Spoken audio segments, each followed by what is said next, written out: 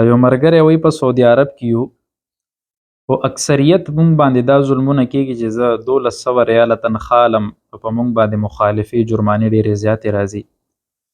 بسا اوقات یو طرف ته ودرېږو د ستړیوالي د وجې نه، یا سترګې مو پټې وي، په بل طرف باندې یو سایډ ته شو نو بیا هم مونږ پسې جرمانې راځي، نو زندګۍ نه یې تنګ راوستی یو. نو یا مونږ له څه کول پکار دي؟ ګورې د هر یو ملک خپل یو قانون وي، هغې چې کله دا قانون جوړ کړی د دې قانون د نفاذ د وجې نه ډېر شی جرایم هلته ولاړ دي. خو بیا هم دا چې کله ته وایې چې زه یو طرف ته ودرېږم او هغوی دا تصویر وکاږي او تا پسې جرمانه رالېږي، دا ناروا کوي. یا چېرته تا آرام کې یو هغې دنه تصویر وکاږي او ګاډی دې ولاړ وي، نو دا بیا ظلمونه دي، زیاتې دی. خو ما خو داسې هم اورېدلي دي چې بعضې که پولیس والا ولاړ وي تا په غلطۍ کې وګوري، هلته هم دا رشوتونه شروع شوي دي. نو که ته اوس وایې چې یاره بچو له څه، دا خو حکامو ته خبر رسول پکار دی چې خیر دی مزدور کاره خلکو سره دې ګزاره وکړي. زمونږ خلک دلته کې ښځه بچي پرېږدي، د هغې د مخکې مستقبل د سوچ دپاره لاړ شي، خپلې ځوانیانې هلته خورې کړي، دې دپاره چې زما دا بچی فرمان برداره شي، زما بچی ښه شي. مونږ پخپله کتلي دا خلک دومره د مشکلاتو سره زندګي هغې تېروي، نو که چې وبجاړې ورته چې دوی دومره په تکلیف دلته ژوند تېروي، مونږ ورته بس دلته نه اډرونه کوو چې دا راله راولېږه، دا مې وکړو، بچی مې وایي چې پلار مې په سعودي کې دی او پلار مې په دوبۍ کې دی او پلار مې هغه ځای کې دلته دی، هغې څومره په تکالیفو باندې تېري. نو اعلی حکام ته دا خبره به رسولو کوشش به کوو چې الله دې ستاسو په هکله کې فیصلې وکړي. ټول نه پیلنۍ جمعې خطبه چا کړې وه؟ اسد ابن زراره رضی الله تعالی عنه، نبی کریم صلی الله علیه وسلم ورته خط لیږلی نو هغې پیلنۍ جمعه کړې وه. بیا نبی کریم صلی الله علیه و آله وسلم د مکې مکرمې نه چې کله هجرت شو مدینې منورې ته راتلو، په لاره یو قبیله وه، قبیله بنو سالم بنو بعوف، په دې کې دلته کې جمعه کړې وه په مسجد جمعه کې، مسجد قبا ته چې اوس هم زه هغه جومات په لاره کې شته دی، دلته کې بیا نبی کریم صلی الله علیه وسلم پیلنۍ جمعه کړې ده. ښځې خپل وراره له خوراره لور له پی ورکړي دي او اوس د هغې بله خور کوي، نو بلکل دې سره رشته کولی شي. دا چې کومه جینۍ ده نو دا جینۍ یو زوی هم نشي کولی، دا ښځه دا د دې رضاعي لور ده، او بله چې د دې جینۍ نورې خویندې نو خپلو بچو لی کولی شي. یو سړي دروغ و قسم خوړلی د دې کفاره، دا خو مخکې ما ویلي وو، یا د 10 مسکینانو له 2 وخته خوراک ورکړي، یا د 10 مسکینانو له جوړې ورکړي چې کومې جوړې خپله دې اغوندي، او یا دې که دا وسې نه وي نو بیا به دې 3 روژې نیسي. هندو له د قرآن مجید آیاتونه دمولی شي، بلکل قرآن شفا ده د ټول عالم دپاره، که هندو بیماري هغه هم دمولی شي، ځکه یو صحابي باره کې راځي چې هغه یو غیر مسلم دپاره صورت فاتحه دم کړې وه، د هغې په عوض کې بیا څه ګډانو چیلی اغوستي وو. مونږ په سعودي عرب کې یو او مونږ ډریوران یو، مسلسل په سفر کې، نو د مونږ څه حکم دی؟ کله چې یو کس د خپل وطن اصلي نه کم ځای کې د ده رهایشي د دې نه وځي او 77 کیلومیټر د ده سفر وي، نو 77 کیلومیټر چې د ده اراده وي او دی د ځای نه ووت او د 15 ورځو تېرولو اراده د ده نه وي، نو دی بیا مسافر دی، دی به مونځونه د سفرانه کوي. که امام پسې کوي نو بیا به پوره مونځ کوي، که د امام نه علاوه کوي نو بیا به دی د سفر مونځ کوي. هر 4 رکعته به دی 2 کوي، د ماخصوتن سره به وتر کوي او ماښام به 3 پوره کوي، او که ده ته وخت وي نو سنت پکې کوه، نو دا بهتره ده. په قسطونو باندې ځمکه اخیستل بلکل جایز ده،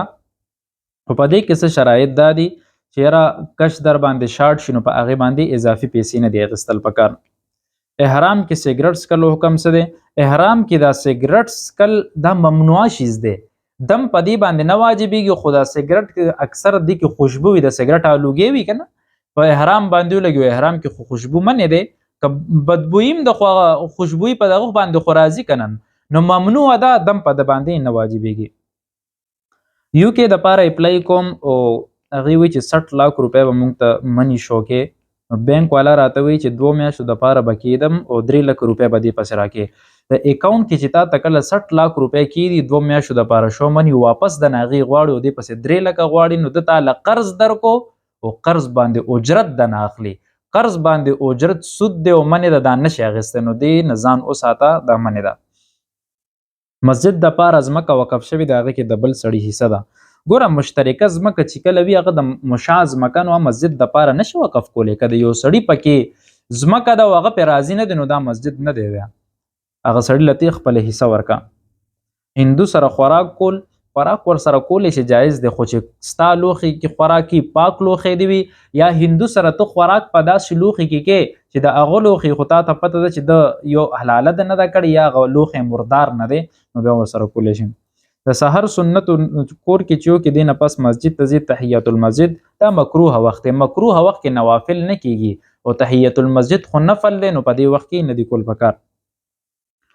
ما یو پیشو ساتلې ده او هغه بالکل زما کپړو سره هم لګي خو پاکه وي نو د دې څه حکم دی پیشو دې چې کله ساتلې ده نو اجازه شته شریعت کې د پیشو ساتلو ځکه چې ابو هریره رضی الله تعالی عنه ساتلې وه د هغه نوم هم هرین وتی دی هریره نبی کریم صلی الله علیه وسلم ته تخلص تا ورکړی خو هغه پیشو پاکه پکار ده که ستا کپړو سره ولګېد او هغې به څه ګندګي تا پورې ولګېد نو هغه کپړې بیا د مونځ نه اول پاکې که یا جبه در باندې راکړو نو هغه ځای پاک که که جانماز باندې کېناسته وجود یې ګنده دی نو جانماز بیا پاک که بیا په هغې باندې مونځ که نور ساتل جایز دي زما یو روندار به هغه به زما پلار ته چغلخوري کوله عالمه وه په زمونږ کور کې به هغې وجې نه جګړې جوړېدې یو ځل قرآن ته ناسته وه نو ما ورته د قرآن کنځل وکړي نو آیا د دې څه حکم دی استغفار په دې باندې وکړه چې قرآن ته دې کنځل کړي دي او د ایمان تجدید کو که نکاح دې کړي د هغې تجدید وکړه نو قرآن ته کنځل کول دا خو تا دین ته سپکاوی کړی او دین ته چې کله سپکاوی کې سړی د ایمان نه خارج شي تجدید نکاح کې چې کله مهر کم کړی شو کم مهر به ادا کیږي مهر د ښځې حق دی که دوباره د نکاح تجدید کوي نوې ځل نکاح کوي او هغې کې یو سړی وي چې پهلې 15 تولې مهر یې بیا وي چې یاره 2 تولې دي او ښځه وي زه په دې راضي یم نو بیا به همدا نوې مهر مقرر کیږي هغه ځکه چې په دې باندې هغه راضي ده